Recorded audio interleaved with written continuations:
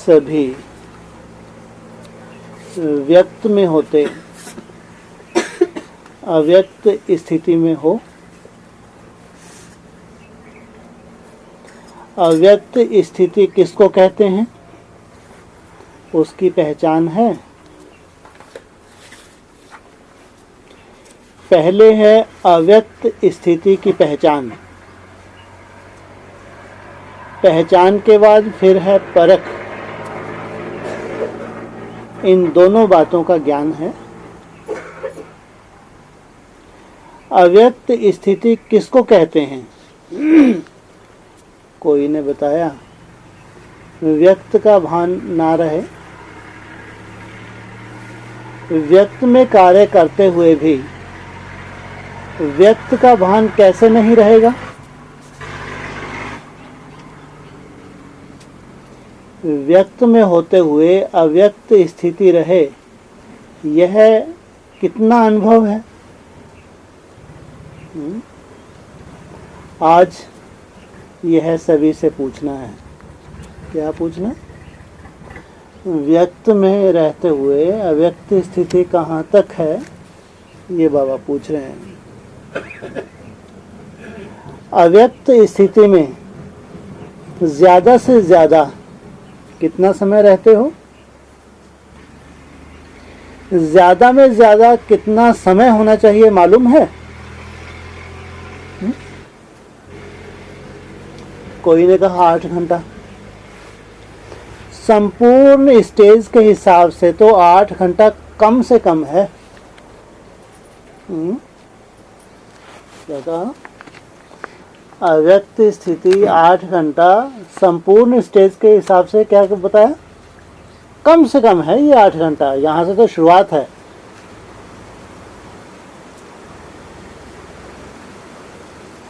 आपके वर्तमान पुरुषार्थ के हिसाब से 8 घंटा ज्यादा है।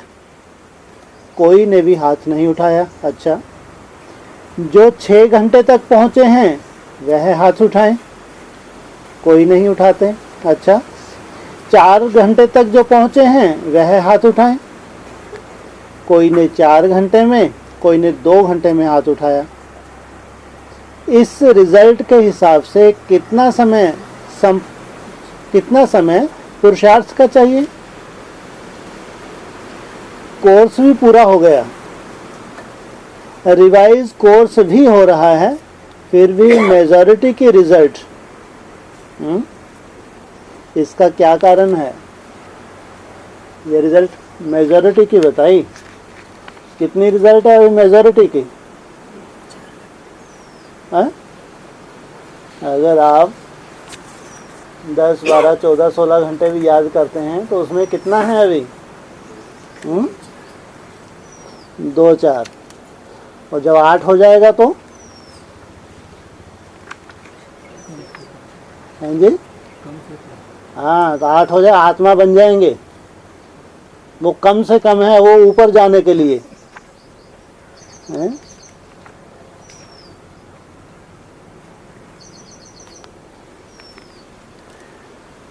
तो बाबा ने बताया कोर्स भी पूरा हो गया, रिवाइज कोर्स भी हो रहा है, फिर भी मेजॉरिटी की रिजल्ट। कारण क्या?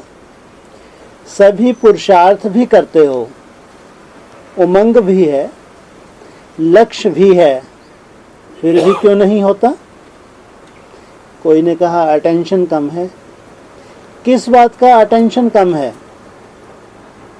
यह तो अटेंशन सभी रखते हैं कि लायक बने, नजदीक आए, फिर भी मुख्य कौन सा अटेंशन कम है जिस कारण अव्यक्त स्थिति कम रहती है? सभी पुरुषार्थी ही यहाँ बैठे हो ना। ऐसा कोई होगा जो कहे मैं पुरुषार्थी नहीं हूँ?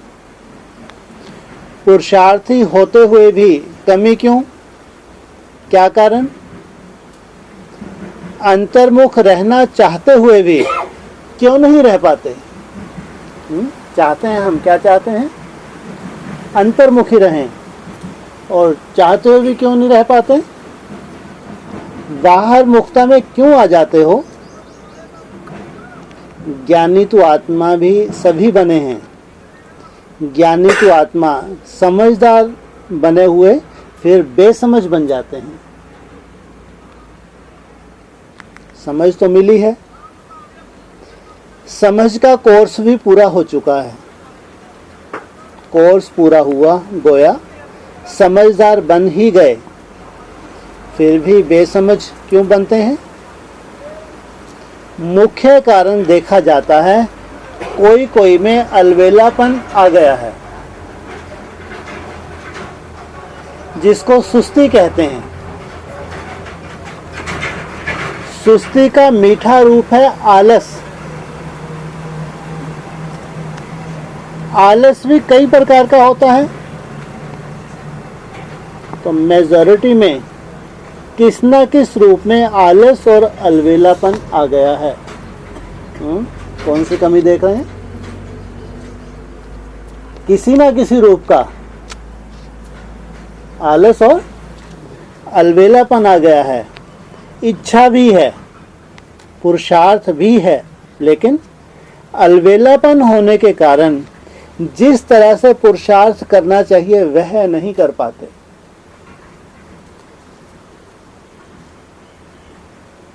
बुद्धि से ज़्यादा ज्ञान आ जाता है तो उससे फिर ज़्यादा अलवेलापन हो जाता है। क्या कहा? कितना नुकसान हो गया? क्या बोला? ज़्यादा नुकसान किनका होता है? वो होने के चांसेस भी हैं। हाँ, जिनकी बुद्धि में ज्ञान ज़्यादा आ जाता है उनका ज़्यादा नुकसान। ये ऐसा कैसे होना चाहिए? जितना बड़ा ज्ञानी उतना पावरफुल होना चाहिए, उतना बड़ा योगी होना चाहिए। ज्ञान का अहंकार आ जाता है। और ऐसी कौन समझ की बात है, कौन सी जिससे ज़्यादा नुकसान होता है?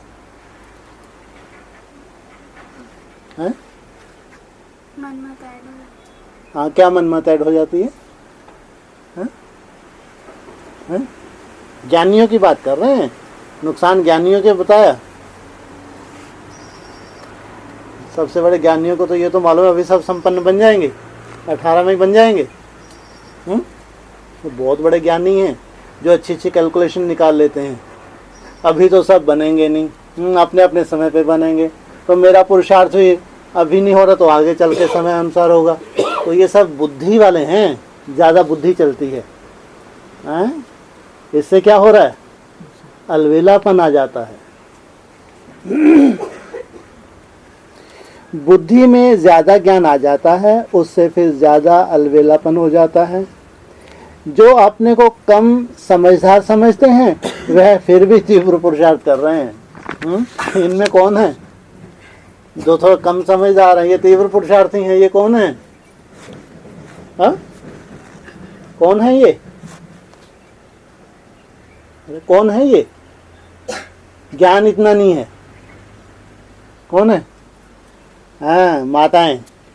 माताओं ज्ञान व्यान नहीं, ज़्यादा गहराई में जाने की भी ज़रूरत नहीं। खूब बाबा को बस याद करो। ये बाबा के हिसाब से फिर भी अच्छी हैं, लेकिन जो अपने को ज़्यादा समझदार समझते हैं वह ज़्यादा अलवेलेपन में आ गए हैं। जैसे पहले पहले पुरुषार्थ की तड़पन थी, ऐसा बनकर दिखाएंगे, यह करके दिखाएंगे। अभी वह तड़पन खत्म हो गई है, तृप्ति हो गई है। क्या हो गया? तृप्त आत्मा बन गए, अपने आप से तृप्त हो गए हैं। ज्ञान तो समझ लिया, सर्विस तो कर ही रहे हैं, चल ही रहे हैं। यह तृप्त आत्मा इस रूप से नहीं बनना। पुरुषार्थ में तड़प होनी चाहिए। जैसे बांधेलियां तड़पती हैं तो पुरुषार्थ भी तीव्र करती हैं, और जो बांधेली नहीं वह तृप्त होती हैं तो अलवेले हो जाते हैं। ऐसी रिजल्ट मेजॉरिटी पुरुषार्थियों की देखने में आती है। हमेशा समझो कि हम नंबर 1 पुरुषार्थी बन रहे हैं, बन गए नहीं हैं, बन नहीं गए हैं। तीनों कालों का ज्ञान बुद्धि में आने से अपने को ज्यादा समझदार समझते हैं। पहले भी सुनाया था ना, जहाँ बालक बनना चाहिए वहाँ मालिक बन जाते हैं, जहाँ मालिक बनना चाहिए वहाँ बालक बन जाते हैं। तो अभी बच्चे रूप का मीठा मीठा पुरुषार्थ तो कर रहे हो, राज्य के अधिकारी तो बन गए, तिलक भी आ गया, लेकिन यह ढीला और मीठा पुरुषार्थ अभी नहीं चल सकेगा। जितना शक्ति रूप में स्थित होंगे तो पुरुषार्थ भी शक्तिशाली होगा। अभी पुरुषार्थ शक्तिशाली नहीं है, ढीला ढाला है। पुरुषार्थी तो सभी हैं, लेकिन पुरुषार्थ शक्तिशाली जो होना चाहिए वह शक्ति पुरुषार्थ में अभी भरी नहीं है।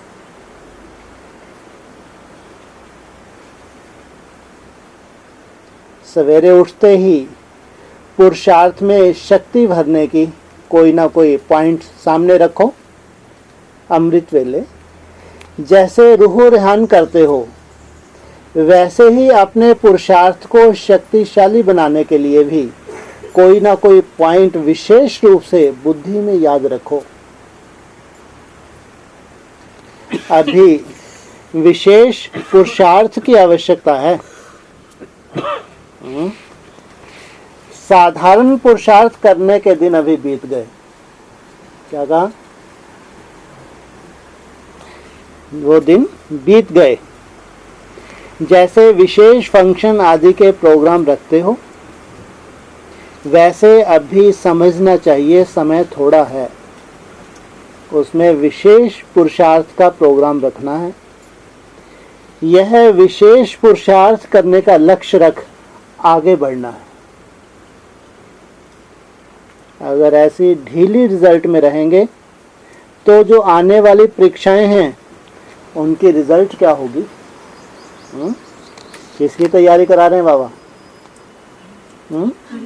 जो आने वाले पेपर्स हैं, अगर ढीला पुरुषार्थ होगा तो जो आने वाले पेपर्स हैं उनमें पास नहीं हो सकेंगे। परीक्षाएं कड़ी आने वाली हैं, और सदा के लिए विदाई लेने वाली भी तो हैं। परीक्षाएं अगर कड़ी आने वाली हैं तो सदा के लिए विदाई लेने वाली हैं या सदा रहने वाली हैं? हैं? क्या है? हाँ, परीक्षाएं अगर कड़ी आने वाली हैं तो सदा के लिए विदाई भी लेने वाली हैं। और पेपर भी रोज रोज होता है क्या? हमेशा ही पेपर होता ही रहता है। पेपर का भी समय रहता है। हमारी जो व्यक्तिगत जो परिस्थिति आने वाली है उसका भी समय है। ऐसा ही नहीं कि हमेशा ही पेपर होता है। लेकिन परीक्षाएं कड़ी आने वाली हैं, उसका सामना करने के लिए पुरुषार्थ भी कड़ा चाहिए। अगर पुरुषार्थ साधारण, परीक्षा कड़ी, तो रिजल्ट क्या होगी? अच्छा, आज तो गोपों से मुलाकात करते हैं। अपने पुरुषार्थ से संतुष्ट हो, चल तो रहे हो, लेकिन कितनी परसेंटेज में? जो समझते हैं हम 75% श्रीमत पर चल रहे हैं वह हाथ उठाएं। कितने परसेंट?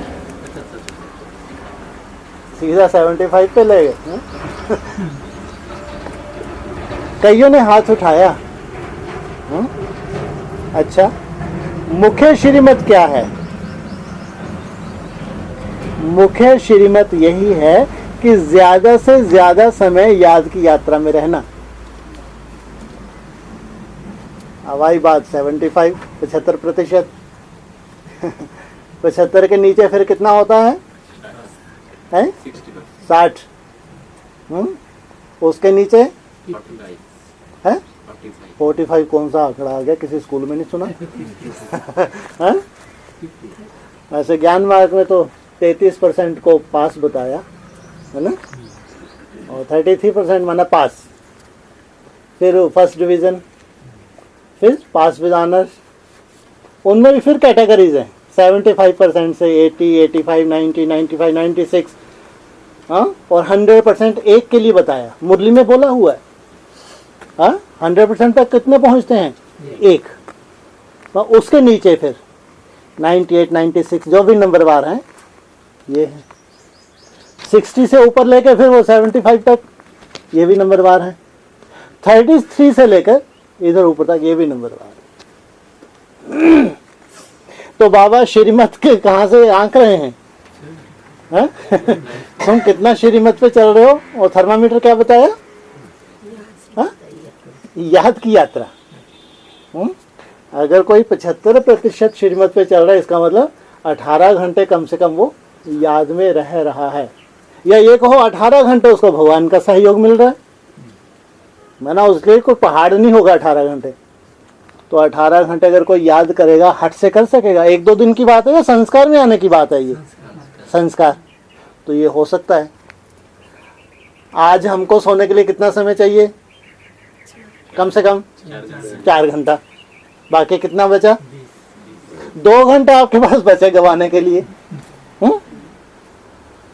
इसका मतलब ये हुआ 75% वाला 4 घंटे नहीं सोएगा। कम से कम उसकी नींद और आधी हो जाएगी। 2 घंटे 2.5 घंटे सफिशिएंट। अरे अभी उसके पास भी व्यर्थ है, लेकिन नींद को कवर करेगा वो। एनर्जी जब ज्यादा बढ़ती जाएगी ना, तो नींद में कवर होता जाएगा। जब पूरी नींद आपकी खलास हो गई 100%, तो समझो संपूर्ण 25% जो बचे वो भी आपका पूरा हो गया काम। इसलिए ऐसे हम, अब नींद हमको कम से 4-5 घंटे चाहिए ही चाहिए। हट से कितने दिन कर सकते हैं? संस्कार तो नहीं बन सकता है। इसलिए हट से नहीं, पहले याद की यात्रा को रिफाइन करें, धीरे धीरे बढ़ाएं, और नींद ऑटोमेटिक आपकी कम होगी। फिर वो आपका यथार्थ चार्ट होगा।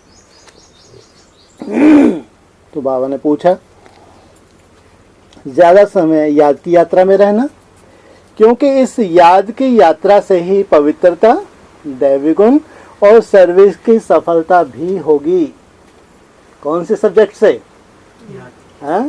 केवल याद की यात्रा से ही। जो 75% पर श्रीमत पर चलते हैं, उन्हों का याद का चार्ट कितना है? याद का चार्ट भी 75 होना चाहिए। अभी महारथियों को कितना टारगेट दे रहे हैं 9 महीने के लिए? हाँ? कोई काम धाम थोड़ी है ना, इसलिए हाँ, एक ही तो काम है, उठे और शुरू हो गए। फिर ये भी कहते हैं जो घर गृहस्थ में है, जिम्मेवारी हैं, उनका तो अगर वो 14 घंटे का भी है, 12, 14, 16 तो भी उनका 18 घंटे के बराबर है। परिस्थितियां अलग अलग हैं, ध्यान रखना। जिनके पास कोई काम नहीं, केवल तपस्या ही करनी, उनको करनी है रिसर्च। जिनके पास कोई काम नहीं है, उनको एक ही टारगेट दे रहे हैं, वो रिसर्च करेंगे। क्या? रिसर्च में जाएंगे। लेकिन जिनके पास जिम्मेवारियां हैं, तो जिम्मेवारी निभाते हुए रिसर्च करेंगे। केवल याद की यात्रा को ही मेंटेन करके रखेंगे, रिसर्च नहीं हो सकती है, एकाग्रता इतनी नहीं होगी। लेकिन कम से कम अगर याद को भी मेंटेन करके रखा, तो आगे चल के क्या होगा? एकाग्रता में मदद मिलेगी। रिसर्च का समय हमारा अलग होता है, बाकी याद की यात्रा तो हमको हमेशा ही बढ़ाना है, घर गृहस्थ में रहते हुए भी बढ़ाना है। तो याद का चार्ट भी 75 होना चाहिए।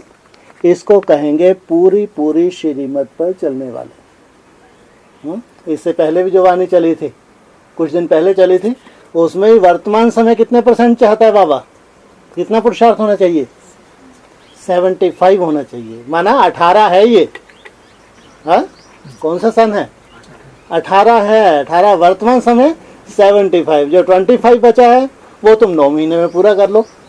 कहाँ पहुंच गए? 16 कला संपूर्ण हो गए, नहीं हो गए? इसको कहेंगे पूरी पूरी श्रीमत पर चलने वाले।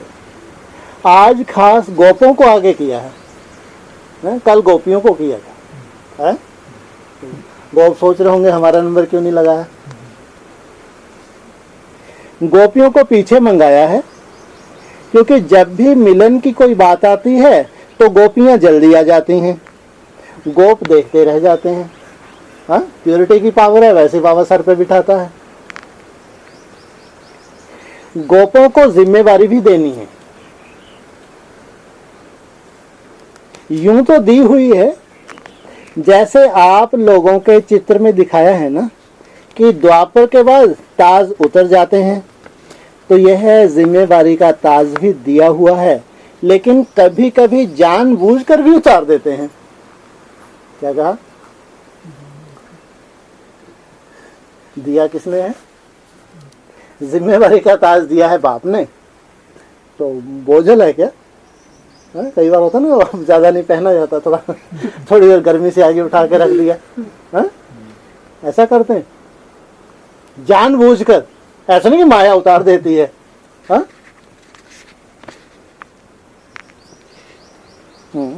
जानबूझकर भी उतार देते हैं और माया भी उतार देती है। सतयुग में तो ताज इतना हल्का होता है जो मालूम ही नहीं पड़ता कि कुछ बोझ सिर पर है। अभी तो जिम्मेवारी क्या है, फिर भी एक बोझ जैसी लगती है। हाँ, इसका मतलब स्वयं स्थिति उतनी पावरफुल जब नहीं होती तो जिम्मेवारी बोझ होती है, लेकिन जब स्वयं स्थिति में स्थित हो जाएंगे कोई बोझ नहीं होगा। सतयुग की सीम सीनरियां सामने आती हैं कि नहीं? सतयुग के नजारे स्वयं ही सामने आते हैं या लाते हो? लाते हैं। हाँ, घूम फिर के लाते हैं ताकि हम खुश रहें। जितना जितना आगे बढ़ेंगे तो ना चाहते हुए भी सतयुग के नजारे स्वतः ही सामने आएंगे। ना चाहते हुए बुरा लगता है सतयुग है? ये क्यों बोला? ना चाहते हुए स्वतः ही सामने आएंगे। सतयुग तो अच्छा है ना, वहां जाना है, कि तुम चाहते क्यों नहीं हो? स्वतः ही सामने आ रही हैं सीन सिंधियां। हाँ, क्यों? अरे तुमको बीज रूप अवस्था में जो आनंद मिलता है, तुमको सतयुग नहीं चाहिए।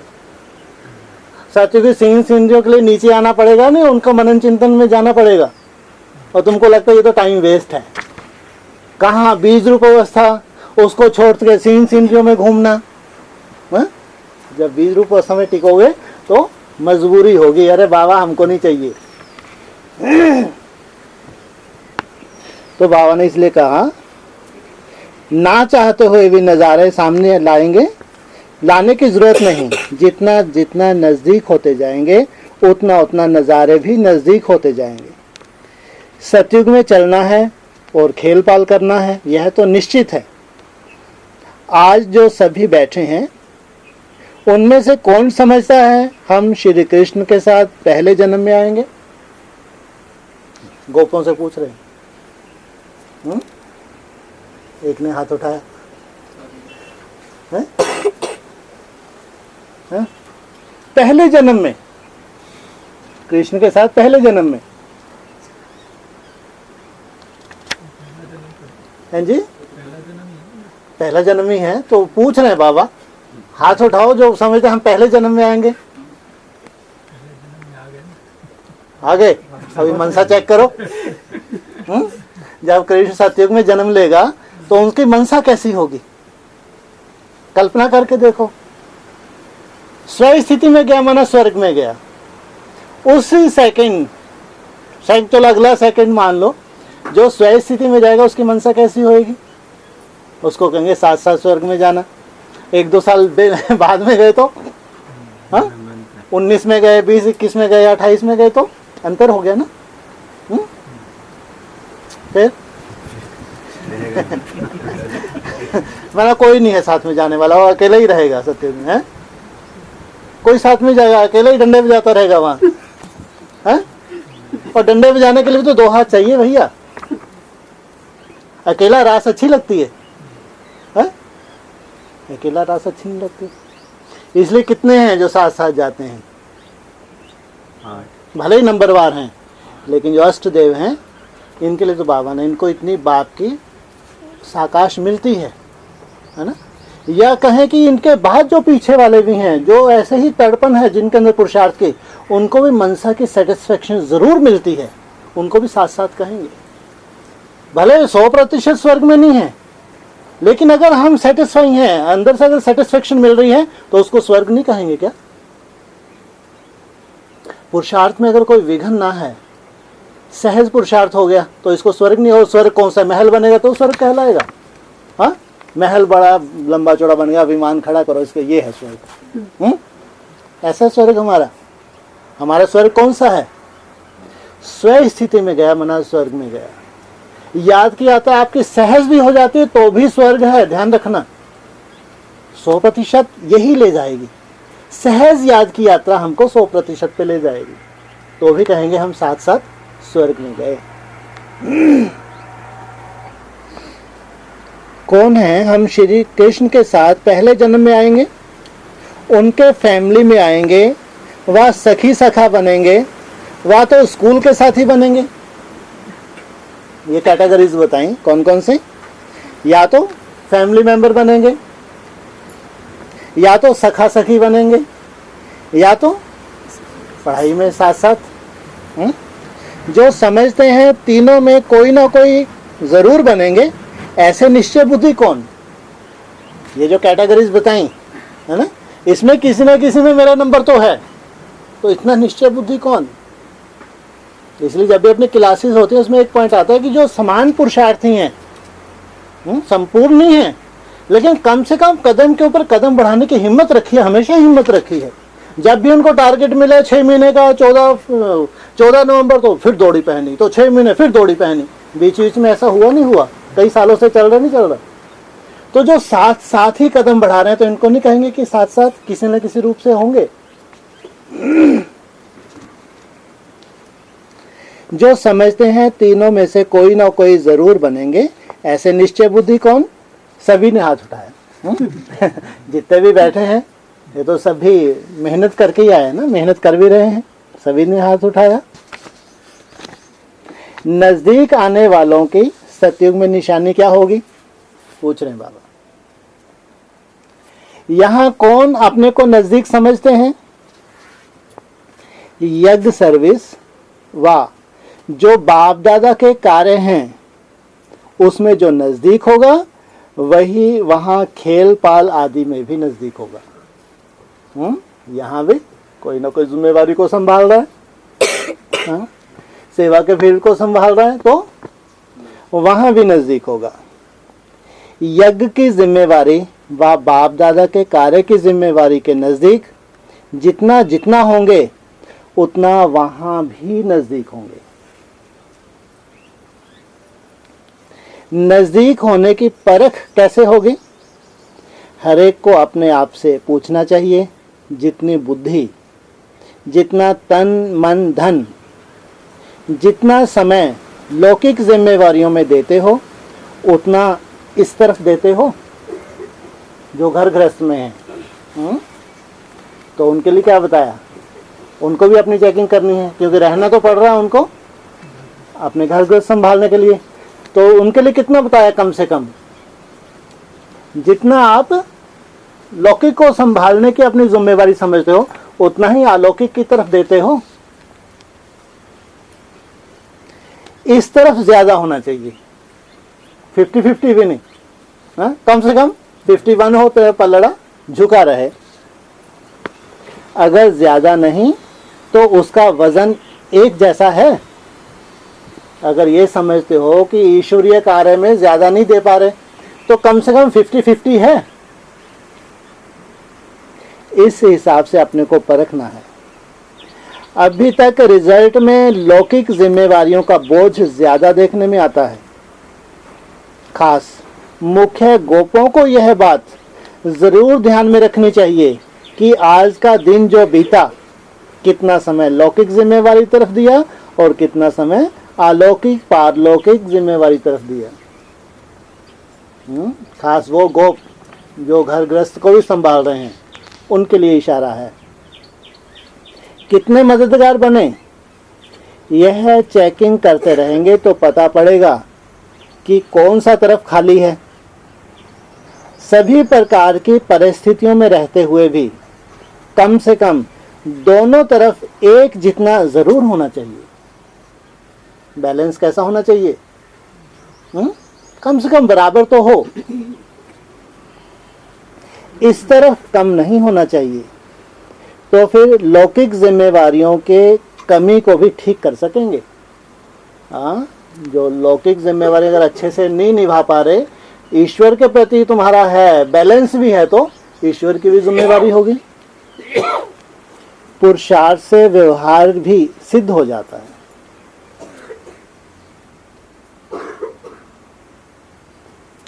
कोई कोई कहते हैं पहले व्यवहार को ठीक कर पुरुषार्थ में लगे, यह ठीक नहीं है। कितनी बड़ी बात बोली। ये तुम्हारा अलवेलापन है।